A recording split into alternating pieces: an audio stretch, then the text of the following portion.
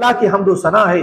रुए जमीन की हरियालियों को देखकर अगर कोई उसकी तारीफ करे तो ये अल्लाह की हम्दो सना है।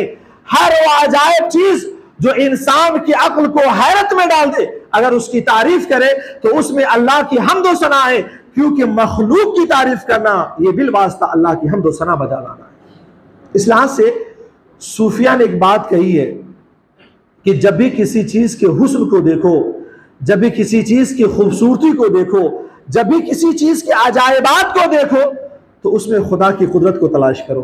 फूल की अगर खुशबू महसूस कर रहे हो तो उसमें भी खुदा की कुदरत तलाश करो। बरसते हुए बारिशों के बाद निकलती हुई हरियालियों को देखो तो उसमें भी खुदा की कुदरत को तलाश करो। अगर चांद की रोशनी को देखो तो भी खुदा की कुदरत को तलाश करो। सूरज की शुआओं को देखो तो भी खुदा की कुदरत को तलाश करो। गोया कि कायनात की सारी चीजें बिल वास्ता या बिला वास्ता अल्लाह के हम्दो सना की तरफ